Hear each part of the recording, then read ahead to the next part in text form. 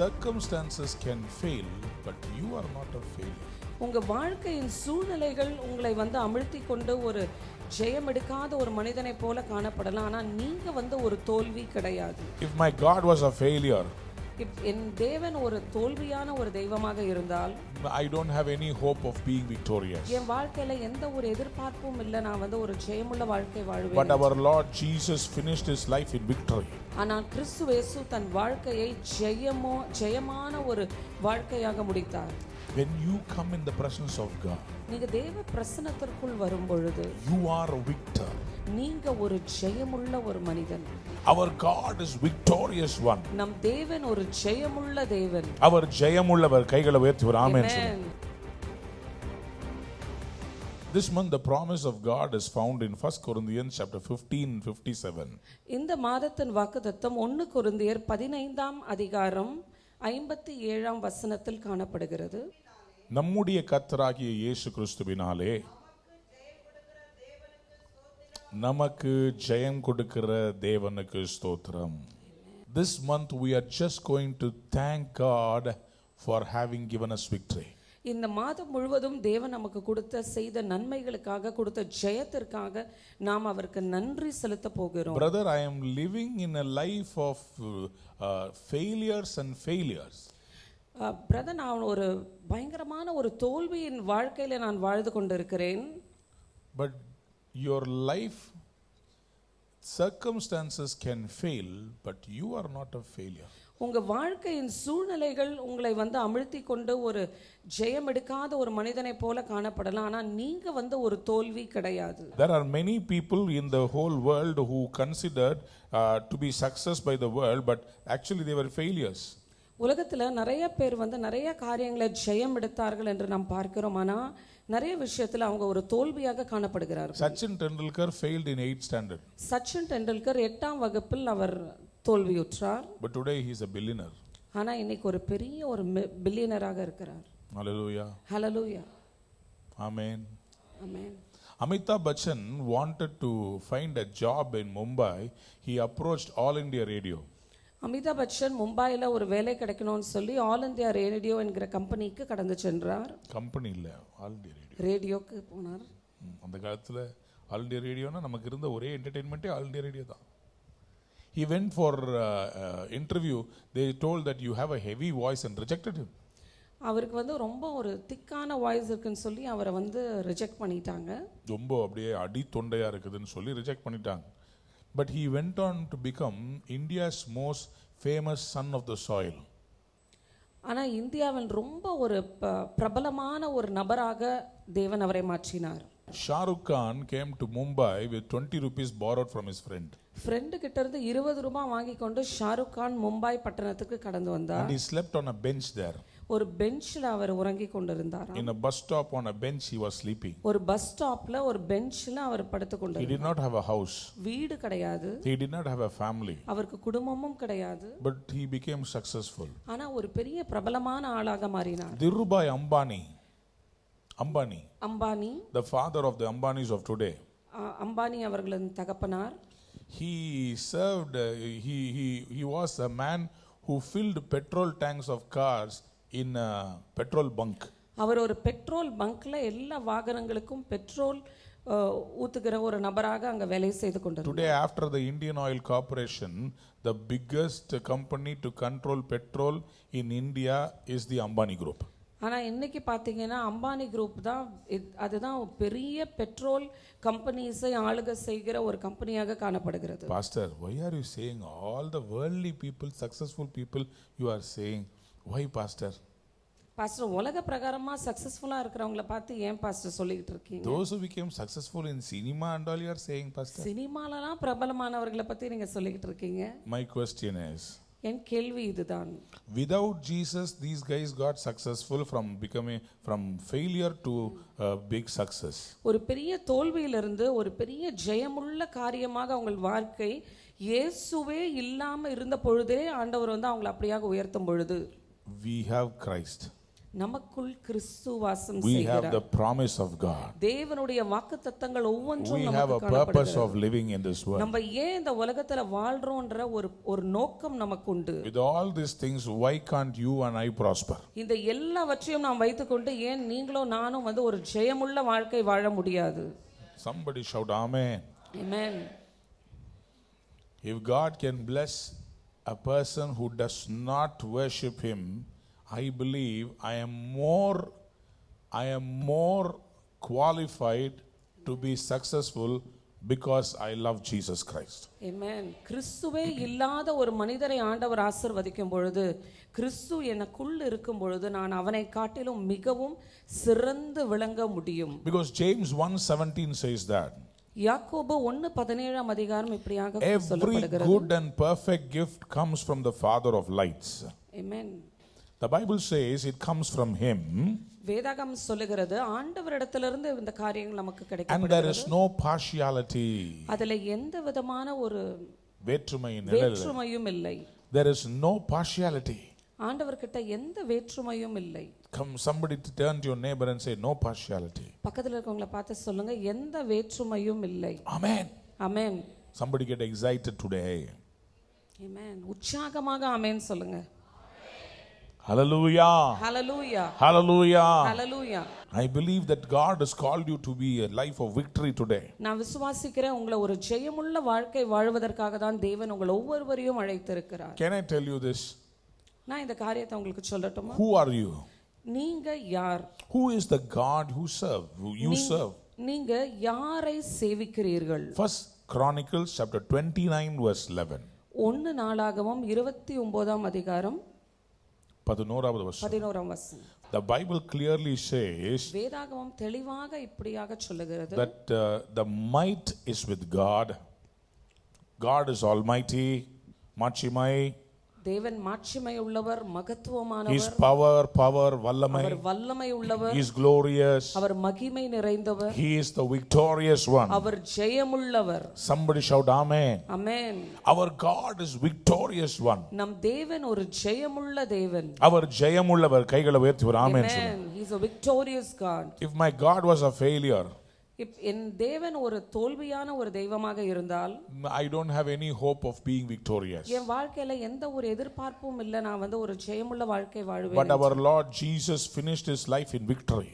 ஆனால் கிறிஸ்து இயேசு தன் வாழ்க்கையை ஜெயமான ஒரு வாழ்க்கையாக முடித்தார். Why? எதற்காக? Because he never considered himself a victim.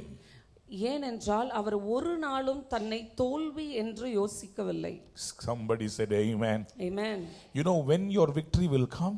உங்க ஜெயம் உங்களுக்கு எப்ப வரும் என்றால் When you start changing your attitude. உங்க சிந்தையை நீங்கள் மாற்றும் பொழுது அந்த ஜெயம் உங்களுக்குள்ளே காணப்படும். You are who you think you are. நீங்க யாருன்னு நீங்க நினைக்கிறீங்களோ அந்த நபர் தான் நீங்க.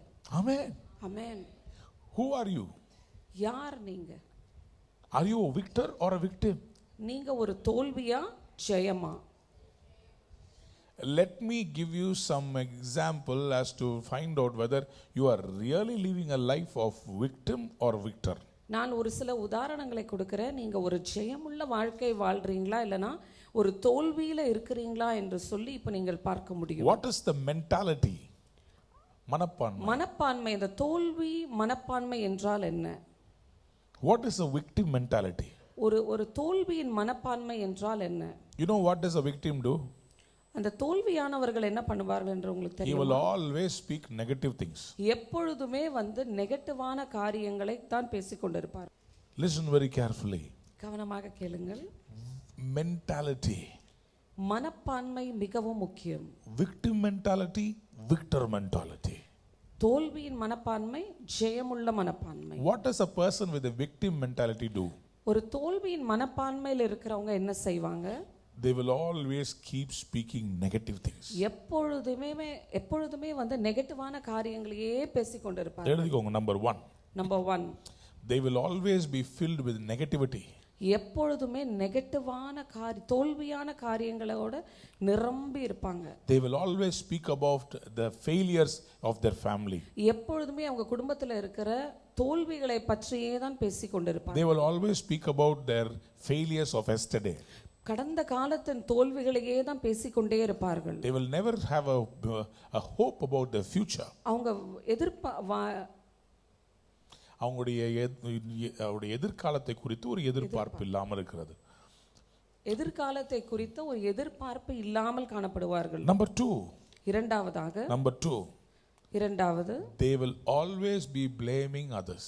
எப்பொழுதுமே மற்றவர்களை குற்றம் சாட்டிக் கொண்டே இருப்பார்கள். They will try to shift the blame on others. எல்லா பழியையும் மற்றவர்கள் மேல் சுமத்தி அவர்கள் அப்படியாக செய்வார்கள். If you had done this, நீங்க அப்படி செய்திருந்தீங்கன்னா we would have not failed. நாங்க தோல்வியா இருக்க மாட்டோம். If you had done that, இப்ப நீங்க அதை செஞ்சிருந்தீங்கன்னா we would have not been like this. நாங்க இப்படி இருந்திருக்க மாட்டோமே.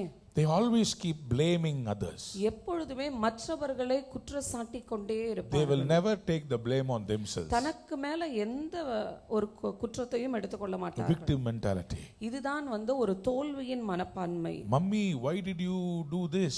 That is why I am a failure. Mummy ஏன் இப்படி நீங்க இப்படி பண்ணிட்டீங்க, அதனால தான் நான் இந்த இடத்துல ஜெயம் எடுக்க முடியல. Why you did not study well? ஏன் நீ நல்லா படிக்கல என்று சொல்லி கேட்டா, that is why I am like this. அதனால தான் நான் இப்படி இருக்கேன். Daddy, why did you not get more money? Daddy ஏன் நீங்க இன்னும் நிறைய பணம் சம்பாதிக்கல? That is why I am not able to get a seat. அதனால தான் எனக்கு காலேஜ்ல ஒரு சீட் கிடைக்கவில்லை. Always blaming others. எப்போதுமே மற்றவர்களை குற்றம் சுமத்தி கொண்டிருப்பார். The husband will borrow money and come to run the family. கணவன் இன்னொருத்தவங்க கிட்ட கடன் வாங்கி கொண்டு குடும்பத்தை நடத்தும்படியாக வருவார். The wife will blame the husband. ஆனா மனைவி கணவனை குற்றம் சாட்டுவார். All the problem in our family is because you borrowed the money. நம்ம குடும்பத்துல நடக்கிற எல்லா பிரச்சனைக்கும் காரணம் நீங்க கடன் வாங்கினதுனால தான். But without him giving the money, she would not have run the family at all. அவர் காசு கொடுக்கலனா குடும்பத்தை நடத்தி இருக்கவே முடியாதே. Always blaming others. எப்பொழுதுமே மற்றவர்களை குற்றம் சுமத்துவது. Victim mentality. இதுதான் ஒரு தோல்வியின் மனப்பான்மை. Number 3. மூன்றாவதாக, victim mentality people will do this. தோல்வியின் மனப்பான்மை உள்ளவர்கள் இப்படிப்பட்ட காரியத்தை செய்வார்கள். They will repeat their story like a broken record. ஒரு உடைஞ்சு போன ரெக்கார்டை போல மீண்டும் மீண்டும் மீண்டும் அவங்க பழைய காரியங்களையே சொல்லிக்கிட்டே இருப்பாங்க. அவங்க சோக கதையை எல்லார்ட்டையும் பாடிக்கிட்டே இருப்பாங்க. Every time they'll keep talking about their old story. நான் நல்லா இருந்திருப்பேன். I would have been very well. இந்த மனுஷனை கட்டினேன். I just married this man. இப்படி ஆகி போயிருச்சு. See, I became like this. Same old story. அதே பழைய கதையை ரிப்பீட் பண்ணிட்டே இருப்பாங்க. Same old story. அதே பழைய கதை. Repeating all the story. எப்பொழுதுமே அதே கதைகளை மீண்டும் மீண்டும் சொல்லிக் கொண்டே இருப்பாங்க. Talk to some people. நீங்க சில பேர்கிட்ட பேசுனீங்கன்னா, they will never speak about the future. எதிர்காலத்தை குறித்து பேசவே மாட்டாங்க. They will always speak about their failures of yesterday. எப்பொழுதுமே கடந்த காலத்தின் தோல்வியவே பேசிக்கிட்டு இருப்பாங்க. Number 4. What is the mental status of a victim? ஒரு தோல்வியின் மனப்பான்மையில உள்ள ஒரு மனிதனுடைய ஒரு சிந்தையின் நிலை எப்படி இருக்கும் என்று இப்ப நம்ம பார்க்க போகிறோம். He believes that everyone in the world is against him. அவன் இப்படியாக யோசிப்பான், உலகத்துல அவனை தவிர எல்லாருமே அவனுக்கு விரோதமாக இருக்கிறார்கள். Everybody is against me. எல்லாரும் அவனுக்கு விரோதமா இருக்காங்க. They will never trust anyone. அவங்க யாரையுமே நம்ப மாட்டாங்க. They will always say, எப்பொழுதுமே இப்படியாக சொல்லுவாங்க, the whole world is against me. முழு உலகமும் எனக்கு எதிர்த்து நிக்குது. When a person is running under a victim mentality, ஒரு மனிதன் இந்த இப்படியான ஒரு தோல்வியின் மனப்பான்மையில வாழ்ந்து கொண்டு இருக்கும் பொழுது, he will feel that he is the only one suffering in the whole world. அவன் இப்படியாக யோசிப்பான், நான் ஒருத்தன் மாத்திரம் தான் இப்படிப்பட்ட கஷ்டங்களை அனுபவித்துக் கொண்டிருக்கேன் என்ற ஒரு மனப்பான்மை அவனுக்குள்ள காணப்படும். But unfortunately he does not understand. ஆனா அவனுக்கு புரியவில்லை, those who are really faithful in Christ, they all will go through suffering. ஆனா அவனுக்கு தெரியல, விசுவாசத்தோட கிறிஸ்துவுக்காக பாடுபடும் போது இப்படிப்பட்ட காரியங்களை அனுபவிக்கணும்னு சொல்லி அவனுக்கு தெரிவதில்லை. ஏதாவது ஒரு பிரச்சனை வந்துட்டா, if you undergo any problem, நம்ம என்ன பண்றோம்? see what we do, கூரை மேல ஏறி உட்கார்ந்துக்கிட்டு, we go sit on top of the house. எனக்கு மட்டும் தான் இப்படி எல்லாம், see all these things are happening only for me. எனக்கு மட்டும் தான் வாழ்க்கையில எல்லா பிரச்சனையா இருக்கு. see all these things are happening only for me. எங்க அக்காமாரெல்லாம் நல்லா இருக்கறாங்க. all my sisters are well settled in life. அவங்க புருஷன்மாரெல்லாம் எப்படி நல்லா பாத்துக்கறாங்க. see all their husbands how they are taking care of them. எனக்கு மட்டும் தான் வேலையில உள்ள பிரச்சனை. see only for me I have so much of problems in my job. எனக்கு மட்டும் தான். only for me. நான் மட்டும்தான் இப்படி இருக்கிறேன். Only I am like this. என் தம்பியை பாரு, அவன் எப்படி இருக்கிறான். Look at my brother, see how successful he is. எனக்கு மட்டும்தான் வேலை இப்படி அமைஞ்சிருக்குது. Only for me my job is such a big problem. Victim mentality. This is the victim mentality. எலியா ஒரு நாள் போய் சூரை செடியில கீழே உட்கார்ந்து சொன்னாரு. Elijah was sitting under the tree. He was too weary and sitting and telling like this. அவர் சொன்னார், ஆண்டவரே நான் மட்டும்தான் உமக்கு உண்மையா இருக்கிறேன். He said, Lord, only I am truthful to you, Lord. ஆண்டவர் சொன்னார், சும்மா புருடா விடாதப்பா, 7000 பேர் இருக்கிறாங்க, பாகாலுக்கு முன்னாடி வழங்காத 7000 பேர் இருக்கிறாங்க, சும்மா நான் மட்டும்தான், உனக்கு கண்ணுக்கு தெரிஞ்சது நீ மட்டும்தான். But God said, don't keep telling, only you are very faithful. You have 7,000 people who don't bow down before the Baal. பக்கத்துல திரும்பி சொல்லுங்க, நீங்க மட்டும் இல்ல. Just look at your neighbor and say, not only you. சொல்லுங்க, பக்கத்துல பார்த்து சிரிச்சவங்க சொல்லுங்க, please look at நீங்க your மட்டும் neighbor. இல்ல, எல்லாரும். எல்லாருக்கும் பிரச்சனை இல்லாத மனுஷன் யார் இருக்கறா? Everyone has got problem in their life. எல்லாருக்கும் பிரச்சனை இருக்கு. Everyone has problems. உங்களுக்கு 100 ரூபாய்க்கு பிரச்சனைனா இன்னொருத்தருக்கு 1 லட்சம் ரூபாய்க்கு பிரச்சனை. If you have problem for 100 rupees, another person has problem for 1 lakh rupees. இந்த பெரிய பங்களால வாழ்றவனை பார்த்துட்டு பாரு அவனுக்கு என்ன பிரச்சனைன்னு மட்டும் சொல்லிடாதீங்க. But don't look at the people who live in the big bungalows and say, see, they don't have any problems. உங்களுக்கு இன்னைக்கு 1000 ரூபாய் தேவைப்பட்டுச்சுன்னா அவனுக்கு 10 லட்சம் ரூபாய் தேவை. If you need 1000 rupees, he needs 10 lakh rupees. Never underestimate another person by looking at his stature.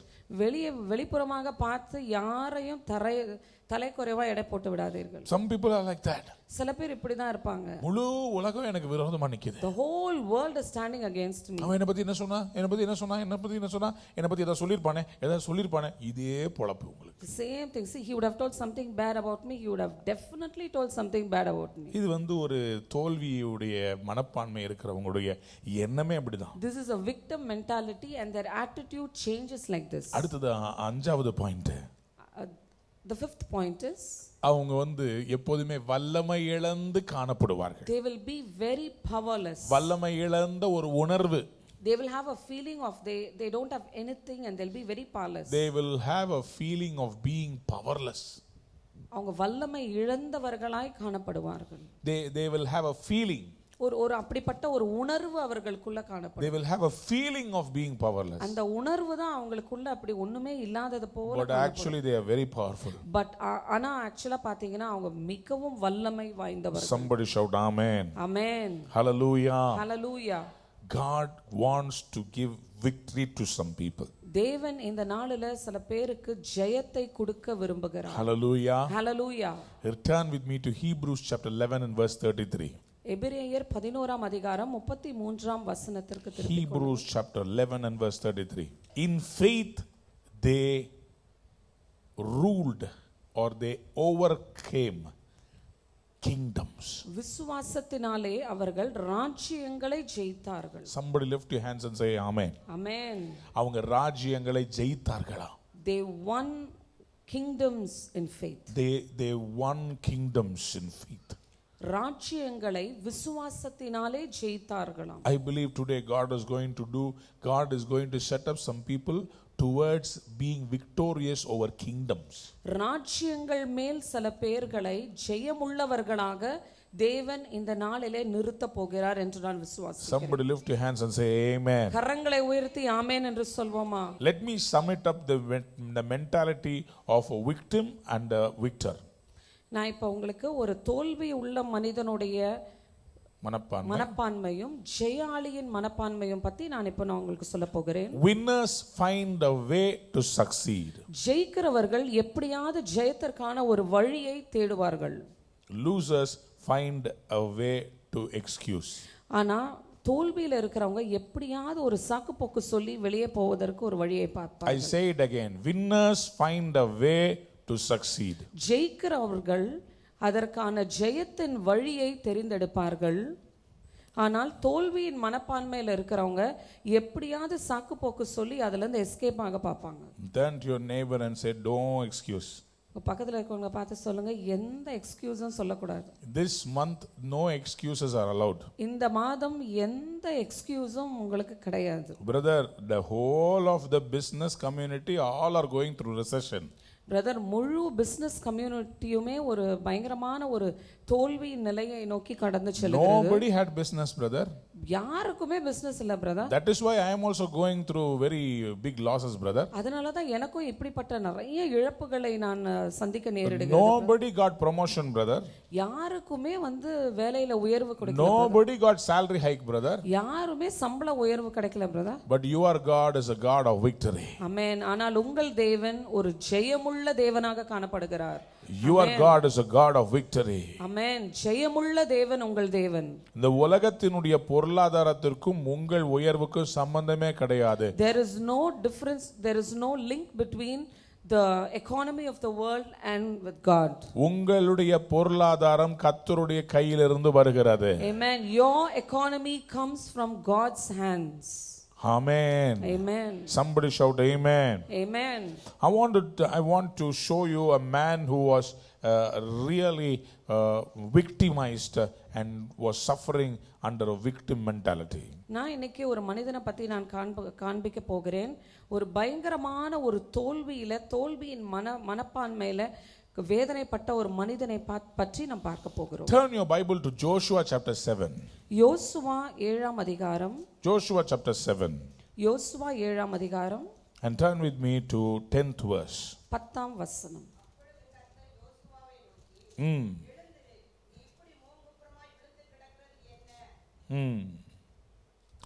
Why are you downcast, O Joshua? Arise. God looked at Joshua and said, Joshua, why are you downcast like this? ஆண்டவர் யோசுவாவை பார்த்து சொல்லுகிறார், ஏன் இப்படியாக முகங்குப்புற விழுந்து கிடக்கிறாய்? எழுந்திரு. Listen very carefully. கவனமாக கேளுங்கள். In this chapter we see about a defeat of the Israelites. இந்த அதிகாரத்துல இஸ்ரவேல் ஜனங்கள் தோற்று போகிற காரியத்தை பத்தி நாம் பார்க்கிறோம். After a great release from Egypt, எகிப்திலிருந்து ஒரு பெரிய அடிமைத்தனத்திலிருந்து அவர்கள் வெளியே வந்த after பிறகு, having seen so many victories, நிறைய ஜெயங்களை பார்த்து முடித்த பிறகு, now they are for the first time tasting defeat. முதல் முறையாக ஒரு தோல்வியை அவர்கள் சந்திக்க நேரிடுகிறது. First time they are tasting defeat. முதல் முறையாக இந்த தோல்வியை அவங்க அனுபவிக்கிறாங்க. They were going against a city called Ai. ஆயி என்ற பட்டணத்திற்கு நேராக அவங்க கடந்து சென்று கொண்டிருந்தார்கள். After the great victory at Jericho, எரிகோல ஒரு பெரிய ஜெயம் எடுத்த பிறகு, they were facing a small town called Ai.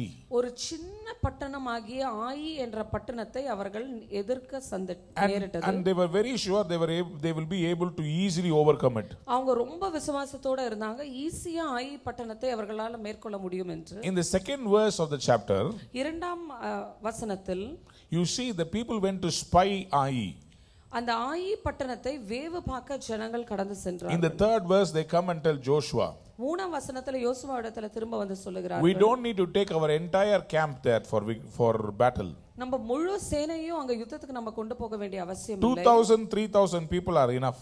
2000 3000 பேர் மாத்திரம் போதும். We don't need to disturb everybody in the church. எல்லாரையும் சர்ச்ல இருக்கிற எல்லாரையும் நம்ம டிஸ்டர்ப் பண்ண வேண்டிய அவசியம் இல்லை. There are very few people. கொஞ்சம் பேர் தான் இருக்காங்க. But you know what happened that day? ஆனா அந்த நாள்ல என்ன நேரிட்டது என்று பார்க்க Verse போகிறோம். 4, if you read verse 4, நாலாம் வசனத்தை வாசிக்கும் பொழுது, you see that 3000 people they went for battle. 3000 பேர் அங்க யுத்தத்துக்கு கடந்து செல்கிறார்கள். But before the camp of Ai, all the people of Israel were running for their life. ஆனா ஆயி பட்டணத்துக்கு கடந்து செல்வதற்கு முன்பாக இல்ல ஆயி பட்டணத்துக்கு போன போது அங்கே யுத்தத்துல அந்த யுத்தத்துல எல்லாரும் வந்து உயிருக்கு பயந்து ஓடிக்கொண்டிருந்தார்கள். In verse 5, ஐந்தாம் வசனத்தில் 36 people are killed by the people of Ai. 36 பேர் ஆயி பட்டணத்துல உள்ளவர்களின் மூலமாக கொல்லப்பட்டார்கள். Ai was situated in a small hillock.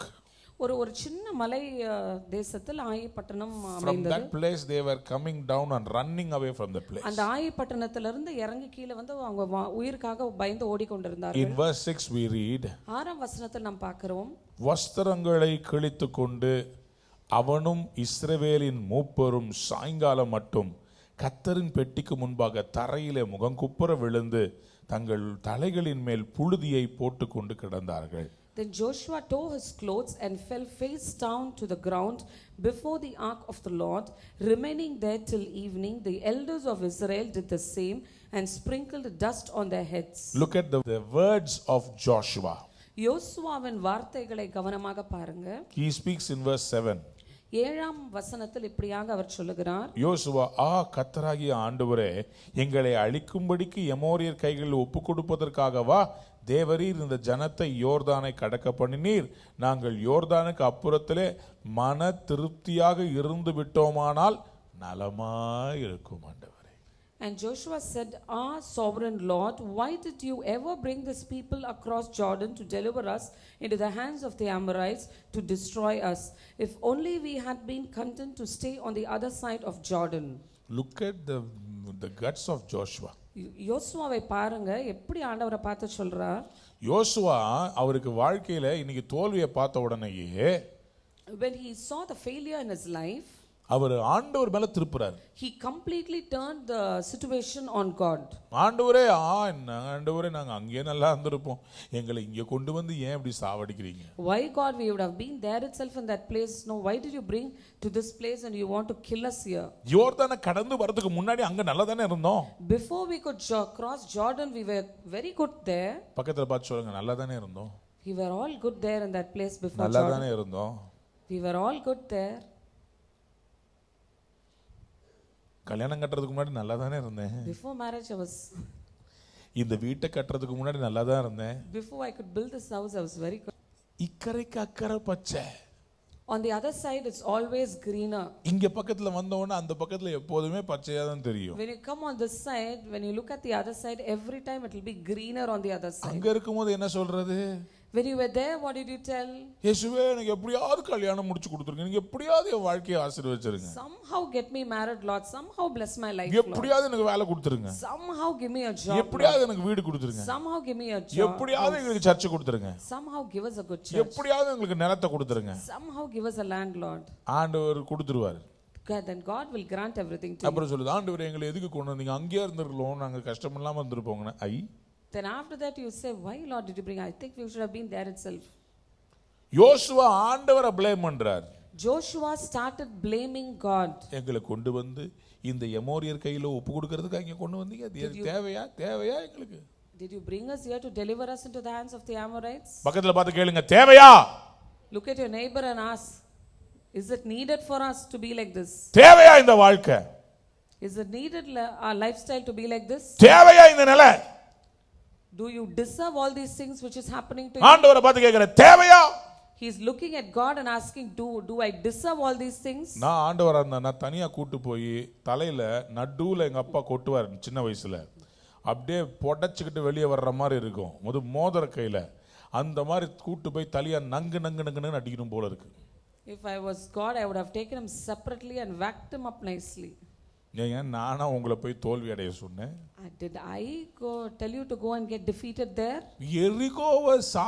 எரிகோவை சாக்கிறதுக்கு முன்னாடி என்கிட்ட ஸ்ட்ராட்டஜி கேட்ட. Before you wanted to defeat Jericho, you asked a strategy to me. நான் உனக்கு ஒரு ஸ்ட்ராட்டஜி கொடுத்தேன். I gave you a battle strategy. என்ன ஸ்ட்ராட்டஜி அது? What strategy was that? 7 நாள் வாயை மூடிட்டு நட. 7 days you have to close, you shut your mouth and walk around. 7வது நாள் 7வது முறை நடக்கும்போது சத்தம் போடுன்னு சொன்னேன். 7th time, the 7th day, you open your mouth, I said. அதனால உனக்கு ஜெயம் கிடைச்சது. So because of that strategy you ஆயி பட்டணத்துக்கிட்ட மோத நீ என்ன பண்ண? But when you were fighting against the city of Ai, what did you do? நீ ஜனங்க கிட்ட கேட்ட. You went and asked the solutions to the people. எப்படிங்க இதெல்லாம் சமாளிக்கிறது? How to handle all these issues? அவங்க சொன்னாங்க 3000 பேர் போதும். So they said 3,000 people are more than enough. இத அசால்ட் பண்ணிட்டு போயிரலாம். We can finish it off, pastor, no problem. இது நம்ம எப்படியாவது ஜெயிச்சிரலாம். Somehow we can win all these things. அப்படினு அவங்க ஒரு அசஸ்மென்ட் ரிப்போர்ட் கொடுத்தாங்க. So they gave a assessment report. அத வச்சிட்டு நீ யுத்தத்துக்கு போன. So because of that strategy you went for the 36 பேர் செத்துட்டானுங்க. 36 people have died. இப்போ வஸ்திரத்தை கிழிச்சிட்டு ஆண்டவரே எங்களை எதுக்கு நீ என்கிட்ட கேட்டியாப்பா? Now you're tearing all your clothes and asking, Lord, why Lord you're doing all these things? ஸ்ட்ராட்டஜியை கேட்டியா? Did you ask me for the உன் strategy? தோல்விக்கு நான் காரணமா நீ காரணமா? Who is the reason for your defeat? Is it you நீ or எதுக்கு me? மனுஷன்ட்ட strategy கேட்டுட்டு இருக்கற? Why did you go and ask strategy to man? இன்னைக்கு ஆண்டவர் உங்களை பார்த்து சொல்றாரு, இந்த ஜூன் மாசத்துல ஆண்டவர் ஒரு ஸ்ட்ராட்டஜி கொடுக்க போறார். Amen. God is looking at you and telling in the June month He's going to give you a strategy. அந்த ஸ்ட்ராட்டஜி உங்களுக்கு ஒரு பெரிய ஜெயத்தை கொடுக்க போகிறது. That strategy will give a big victory for you. விசுவாசிக்கிறவங்க எல்லாம் சத்தமா ஒரு ஆமென் சொல்லுங்களே. Amen. ஹalleluya. Hallelujah. 8ஆம் வசனத்துல பாருங்க, யோசுவா சொல்றாரு, See in the 8th verse. ஆண்டவரே, இஸ்ரவேலர் தங்கள் சத்துருக்களுக்கு முதுகை காட்டினார்கள், இப்பொழுது நான் என்ன சொல்லுவேன்? நான் சொல்லிட்டேன், நான் உங்க பேரை சொல்லிதான் இந்த பயல்களை எல்லாம் யோர்தானை தாண்டி வர சொன்னேன்.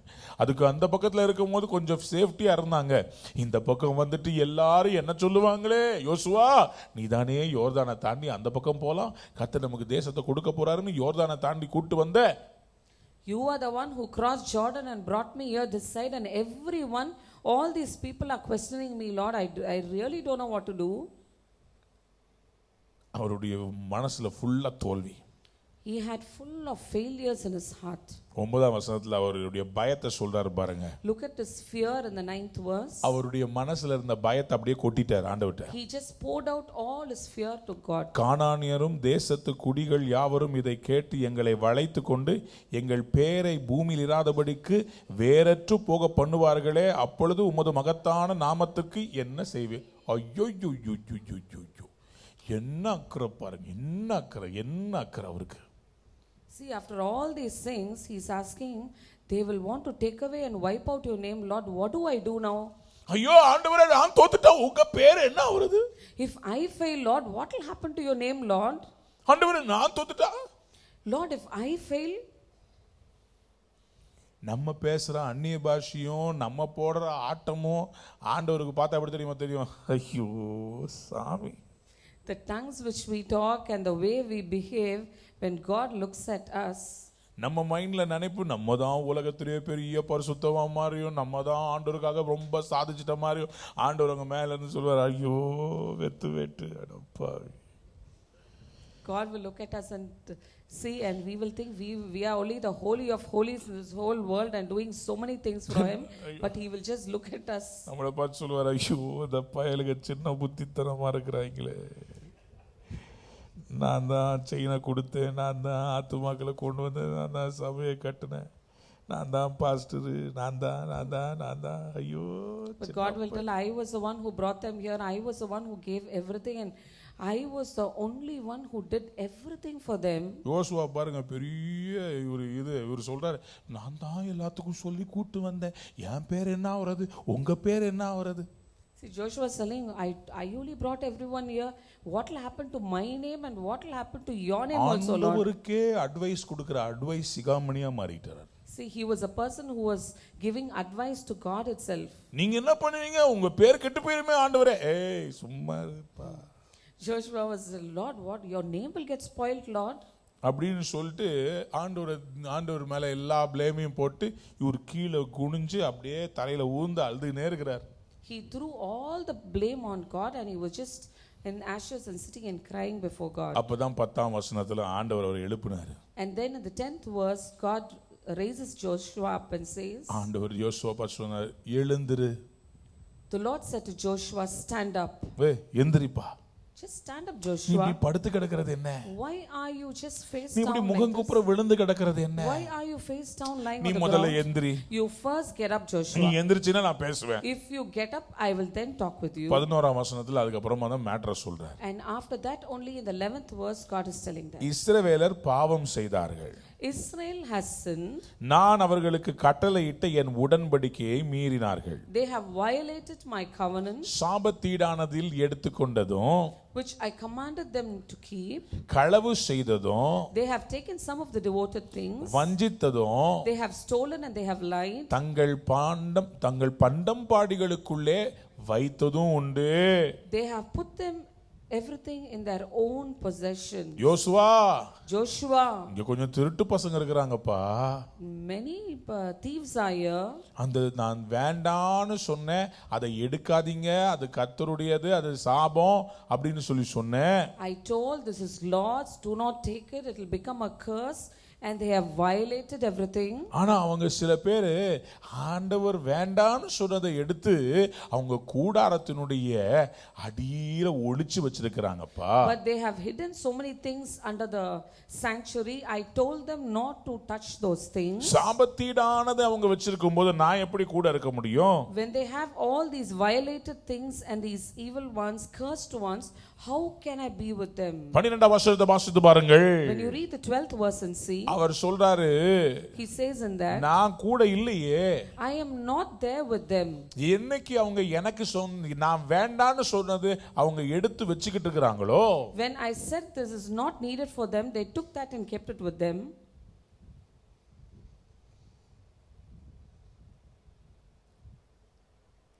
பரிசுத்தத்தை குறித்து கர்த்தர் பேசுறாரு. God is speaking about the holiness here. அவர் பரிசுத்தத்து கொலைச்சலுக்கு என்னெல்லாம் காரணமோ அதையெல்லாம் வச்சுக்கிட்டு இருக்கிறோம். Everything which is unholy things, we are holding all those things. காலையில சபையில ஆராதனை, Morning we have the worship in the church. மத்தியானம் பார்த்தா குடும்பத்தோட சினிமா தியேட்டர்ல நிக்கிறோம். But in the afternoon we stand there in the cinema theater as a family. ஆண்டவரே கேக்குறது, ஏன் ஆண்டவரே தோல்வி, ஏன் ஆண்டவரே தோல்வி? And then we ask the Lord, Lord, why am I a failure, Lord? Why am I அஸ்கு புஸ்கு Ask him.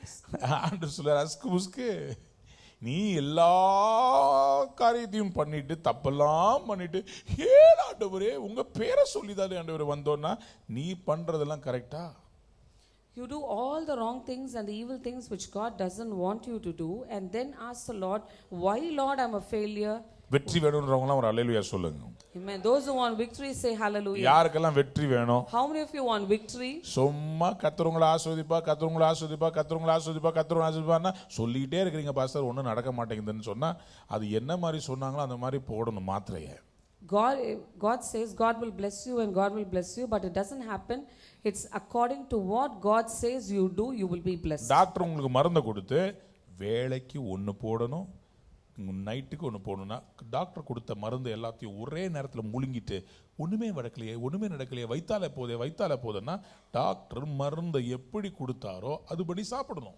When doctor prescribes you medicines for each dose, each one tablet for each meal, when you take all the tablets together and says your stomach is upset and you're not well, go up carefully and look at the prescription and do what the doctor said to you. எத்தனை பேர் உண்மையா இன்னைக்கு வெற்றி வேணும்னு நினைக்கிறீங்க? How many of you truly want victory today? உங்களுக்கு ஒரு ரகசியம் சொல்லட்டும். I want to tell a secret. நீங்க எதிர்பார்க்கிறபடி நடக்கலன்றதுனால தோல்வி அடைஞ்சதுனால தோல்வியை தான் கர்த்தர் வச்சிருக்காருன்னு நினைச்சிராதீங்க. Don't ever think your life is a failure because whatever you expected is not happening. நீங்க அவர் சொன்னபடி செஞ்சீங்கன்னா தோல்வியிலிருந்து கர்த்தர் ஜெயமா மாத்துவார். Do accordingly what God has told you to do. He will take you from failure to victory. சத்தமா ஒரு ஆமென் சொல்லுங்களேன். Amen. இன்னைக்கு கர்த்தர் சில வெற்றிகளை கொடுக்க போகிறார். Today God is going to grant certain victories for all of you. அதுக்கு அவர் சொன்ன ஒரே பிரிஸ்கிரிப்ஷன் இதுதான். Just one prescription God has given here. 13ஆம் வசனத்துல அவர் சொன்னார். He is telling in the 13th verse. நீ ஜனங்களை பரிசுத்தம் பண்ணி சொல்ல வேண்டியது என்னவென்றால், நாளைய தினத்துக்கு உங்களை பரிசுத்தம் பண்ணிக்கொள்ளுங்கள். இஸ்ரவேலரே, சாபத்தீடானது உங்கள் நடுவே இருக்கிறது. நீங்கள் சாபத்தீடானதை உங்கள் நடுவிலிருந்து விலக்காதிருக்கும் மட்டும் நீங்கள் உங்கள் சத்துருக்களுக்கு முன்பாக நிற்க கூடாது என்று இஸ்ரவேலின் தேவனாகிய கர்த்தர் சொல்லுகிறார். Go consecrate the people, tell them, consecrate yourself in preparation for tomorrow. For this is what the Lord, the God of Israel says, that which is devoted is among you, O Israel. You cannot stand against your enemies until you remove it. நீ சாபத்தீடானதை நீ விலக்குற வரைக்கும் உனக்கு ஜெயம் கிடைக்காது. Until you remove the cursed things from your life, you will never get victory. இன்னைக்கு உங்க கையில சாபத்தீடானது என்னது இருக்கிறது? What kind of these cursed things you have in your hands உங்க today? செல்போன் ஒரு சாபத்தை உங்களுக்குள்ள கொண்டு வந்துட்டு இருக்குதா? Is your cell phone bringing a curse into your life? உங்க டிவி உங்க வீட்ல சாபத்தை கொண்டு வருதா? Or is it your TV which is bringing the problem inside your house? சில உறவுகள் உங்க வீட்டுக்குள்ள சில சாபத்தை கொண்டு வருதா? Or is it certain relationships which is bringing curse inside your family? சில தவறான விக்கிரக வழிபாடுகள் உங்களுக்கு சாபத்தை கொண்டு வருதா? Or is there any evil idolatry which is bringing curse inside your house? எல்லா சாபத்தீடானதை இந்த மாதம் எடுத்து வெளியே போட போறோம். All these evil things and cursed things, we are going to take it out of your ஆண்டவர் life this ஒரே month. ஒரு பிரிஸ்கிரிப்ஷன் தான் விக்டரிக்கு. God has given you just one prescription for உங்களை victory. பரிசுத்தம் பண்ணிக்கொள்ளுங்கள். You consecrate yourself today. சத்தமா சொல்லுங்க ஆமென். Amen. எல்லாரும் கையை வைத்து சொல்லுங்க பரிசுத்தம். Holiness. எல்லாரும் வாயை திறந்து சொல்லுங்க பரிசுத்தம். Holiness. மத்தவங்களை ப்ளேம் பண்றதை நிறுத்தணும். We have to stop blaming others. அவர் பரிசுத்தமா இருந்தா நல்லா இருக்கும். If he was holy, it was okay. இவர் பரிசுத்தமா இருந்தா நல்லா இருக்கும். If this person was holy, it will be fine. மத்தவங்களை குறை பேசுறவன் யார் தெரியுமா? You know who's the person who talks bad about others தான் always? குறைய மறைக்கணும்னு நினைக்கிறவன் தான் மத்தவங்களை பத்தி பேசிக்கிட்டே A இருப்பான். person who wants to hide all his sins will keep talking about others. தன் பாவத்தை மறைக்கிறவன் தான் மத்தவங்களுடைய பாவங்களையும் ஓட்டைகளையும் சுட்டி காண்பித்தே இருப்பான். The person who wants to hide his own sins will always keep pointing out other sins. ஆண்டவர் தெளிவா சொல்லி இருக்கிறார். God clearly instructs us சபையை பரிசுத்தப்படுத்து. consecrate the church. எப்படி பரிசுத்தப்படுத்துறது ஆண்டவரே? How do we consecrate the church? ஆண்டவர் அப்பதான் ஜோஷுவாக்கு ஒரு ஐடியா சொன்னாரு. So God gives Joshua an idea. உங்களுடைய இந்த கூட்டத்துல In the group among your people, உங்க தோல்விக்கு காரணமா ஒரு ஆகான் இருக்கிறான். there is a person called Agan in your group. அந்த ஆகான் தான் சாபத்தீடான எரிகோவில இருந்து பொருட்களை எடுத்துட்டு வந்துட்டான். Agan was a person who brought all these cursed things from Jericho. ஆண்டவர் சொல்லினாரு எரிகோவை நீ சுட்டெரிச்சிரு. God said you have to burn everything which you took there. அந்த எரிகோவில இருக்கிற ஒண்ணையும் எடுத்து வர கூடாதுன்னு Do சொன்னாரு. not bring anything from Jericho. பாருங்க அந்த முதல் வசனம் யோசுவா 7:1ல Look at Joshua 7:1.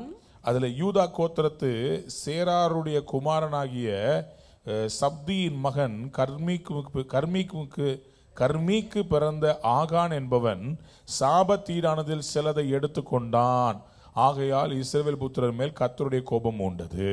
But the Israelites acted unfaithfully in regard to the devoted things. Ahan son of Karmi. அந்த இருக்கிற அந்த கேம்ப்ல இருக்கிற ஒரே ஒரு மனுஷன். He was the only person there in the camp. அந்த ஒரு மனுஷன் சாபத்தீடானதை எடுத்துட்டு வந்துட்டான். That one person carried that cursed things with him. 36 பேர் அவனால செத்தாங்க. Because of that 36 people died. அதனால தான் யோசுவா அழுதுகிட்டு இருந்தான். That's why Joshua was crying. அப்ப ஆண்டவர் சொன்னார் கோத்திரமா எல்லாரையும் கொண்டு வா. Then God said bring them according to the tribes. அவங்களை எல்லாம் நிக்க வச்சு அவங்க பேர்ல சீட்டு போடு. Make them stand tribe by tribe and put lots on them. அவங்க யாரு அந்த தப்பு பண்ணதுன்னு நான் சொல்லுவேன். I will tell you who did that sin. அப்பொழுது உனக்கு தெரியும்னு சொன்னார். And then you will find out. 18ஆம் வசனம் அவங்க எல்லாரும் அந்த சீட்டு போட்டபோது அது ஆகான் மேல கரெக்ட்டா விழுகுது. When they were all putting the lots, it correctly fell on Ahan. அப்ப யோசுவா மெதுவா கேக்குறார், போலீஸ்காரன் விசாரிக்கிற மாதிரி கேக்குறார்.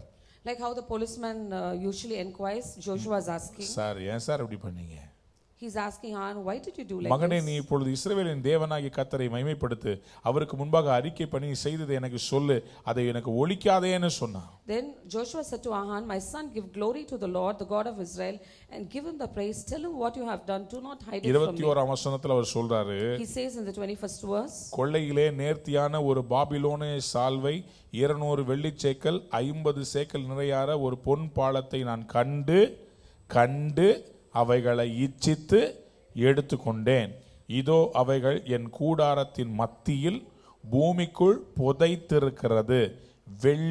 வெள்ளி அதன் அடியில் இருக்கிறது என்றான். When I saw in the planter a beautiful robe of Babylonia, 200 shekels of silver, and a wedge of gold weighing 50 shekels, I coveted them and took them. They are hidden in the ground inside my tent with the silver underneath. ஆண்டவர் சொன்னாரு, God said, அவனை கூப்பிடு. call him. அந்த ஆகானை கூப்பிடு. Call Ahan. அவன் ஒளிச்சு வச்சிருக்கிறான். He has hidden many things. அவன் அறிக்கை பண்ற வரைக்கும் நான் ஜெயத்தை கொடுக்க முடியாது. Till he confesses all those things, I cannot give victory. நம்முடைய வாழ்க்கையில ஏதோ ஒரு ஆகான் ஒன்று மறைந்திருக்கிறது. In our life there is some Ahan which is hidden inside. ஏதோ ஒரு ஆகான் நம்முடைய வெற்றியை எல்லாம் ஸ்பாயில் பண்ணிக்கிட்டே இருக்கிறான். That some Ahan is spoiling all our victories. அந்த ஆகானுடைய மனைவி அதை மறைச்சிருக்கிறா பாத்தீங்களா? See, Ahan's wife also didn't tell about that. மறைச்சிருக்கிறாங்க. She hid all those things. யோசுவாவுக்கு தெரியல. Joshua didn't find out. யோசுவா வழக்கம் போல யுத்தத்துக்கு போனாரு. Joshua as usual he went for the battle. ஆனா தோல்வி வந்தது. But they had a failure there. ஆகானை கண்டுபிடிச்சாங்க. Then they found out the Ahan. 8ஆம் அதிகாரத்துல பாத்தீங்கன்னா If you look at the 8th chapter, ஆண்டவர் வித்தியாசமான ஒரு யுத்த தந்திரத்தை கொடுத்து ஜெயத்தை கொடுத்தார். God gave a different battle strategy and gave victory for them. ஆயி பட்டணத்துக்கு முன்னாடி ஓடுற மாதிரி ஓடு. He said, like you run before the city of Ai. பின்னாடி கொஞ்சம் பேர் நிக்க வச்சது. Make a few people stand at the back. உங்க பின்னாடி ஆயின் மனுஷர் வரும்போது When the people of Ai come behind you, அந்த பட்டணத்துக்கு பின்னாடி இருக்கிறவங்க உள்ள பூந்து ஆயி பட்டணத்தை சுத்தரிச்சிரணும். the people who are behind you, they'll go inside and they'll burn everything inside the Ai. நீங்க என்ன பண்ணுங்க, ஓடிக்கிட்டே இருக்கிறவங்க திரும்பி வந்து யார் உங்க சத்துருக்கள் உங்களை துரத்துனாங்களோ அவங்கள துரத்தி நீங்க மேற்கொள்ள போறீங்க. Then he says you have to set an ambush against the people who are coming back and then go behind the city and just destroy all those things. ஓடுற மாதிரி தான் இருக்கும். It will be like you're running. வெக்கப்படுற மாதிரி தான் இருக்கும். It will be like you're in a shameful ஆனா position. திருப்பி விட போறார். But God is going to turn everything யார் towards உங்களை you. துரத்துனாங்களோ அவங்கள நீங்கள துரத்துற மாதிரி கர்த்தர் சூழ்நிலையை மாத்த போறார். Amen. Those who were chasing you in your life, God is going to change the situation like you are going to chase ஒரு them. பெரிய வெற்றியை கர்த்தர் இன்னைக்கு தர போகிறார். Today God is going to give you a big victory. உங்களை பணம் கடன்காரங்க துரத்துனாங்களா, நீங்க அவங்கள துரத்த போறீங்க. நான் கொடுத்துட்டேனே, எனக்கு இன்னும் ரிசீட் கொடுக்கலையே, எனக்கு இன்னும் நீ வந்து செட்டில் பண்ணலையேன்னு சொல்லி நீங்க அவங்கள துரத்துற அளவுக்கு கர்த்தர் காரியங்களை மாற்ற போகிறார். Amen. God is going to change the situation entirely where the debtors who were chasing you, you are going to chase behind them and run behind their backs. சத்தம் ஒரு ஆமென் சொல்லுங்களே. Amen. பக்கத்துல திரும்பி பார்த்து சொல்லுங்க, நான் தோல்வி இல்லை. I am not a failure. I am not a victim. I am not a victim. நான் ஒரு ஜெயாளி. I am a victor. பக்கத்துல பார்த்து சொல்லுங்க, நான் தோல்வி இல்லைங்க. I am not a failure. நான் ஜெயாளிங்க. I am a victor. சத்தமா ஆமென் சொல்லுங்க. Amen. இன்னைக்கு யோசுவாவை போல சபையில நிறைய பேர் மூஞ்ச தொங்க போட்டு உட்கார்ந்து இருக்கிறாங்க. Today, like Joshua, many people are putting their face down and sitting in the church. என்னமாச்சு? What happened? என்னாச்சு? யோசுவா என்னாச்சு? Joshua, what happened? எங்களை கொண்டு வந்து சாவடிக்கு இங்க கொண்டீங்களா? Did you bring us here to kill us? ஏன் தான் இங்க வந்தேன்னு தெரியல. I don't know why we came to this அங்கேயே place. யோர்தானுக்கு அந்த பக்கமே இருந்திருப்பேன். We should have been there, that side behind the Jordan. எப்பா உன் தோல்விக்கு காரணம் ஒரு ஆகான். See, the reason for your defeat is an Agan. பக்கத்துல பார்த்து சொல்லுங்க, ஆகான கண்டுபிடிங்க. Look at your neighbor and say, identify your Agan. இந்த இந்த இந்த டயலாக் எப்படி இருக்கு பாருங்க. ஆகானை கண்டுபிடிக்காமல் ஆண்டவரை ப்ளேம் பண்ணாதீர்கள். Without identifying your Agan, you cannot blame God. ஆகானை கண்டுபிடிக்காமல் ஆண்டவரை ப்ளேம் பண்ணாதீர்கள். ஆகானை கண்டுபிடியுங்கள். Identify your Agan. ஆகானை கண்டுபிடிச்சீங்கன்னா ஆண்டவருடைய மகிமை வெளியரங்கமா. Amen. When you identify your Agan, God's glory will be revealed. அநேகருடைய கடன் பிரச்சனைகளை கர்த்தர் மாற்ற போகிறார். Amen. Many people's debt problems are going to be solved. ஆண்டவர் இன்னைக்கு சொல்றாரு, God is telling you, ஆகானை கண்டுபிடிச்சு ஆகானை நீ வெட்டி எடுத்துறணும். identify the Agan and cut him off. சாபத்தை கொண்டு வர்ற எந்த காரியத்தை நீங்க பிடிச்சு வச்சிட்டு இருக்கீங்க? What are the things which is bringing curse and you're holding all those things அதை in your நீங்க hands? வெட்டி எடுக்காம ஆசீர்வாதத்தை பெற முடியாது. Unless and until you uproot all those things, you will never be blessed. ஜெயத்தை பெற முடியாது. You cannot get the victory. எத்தனை பேருக்கு இன்னைக்கு ஜெயம் வேணும்? How many of you want victory today?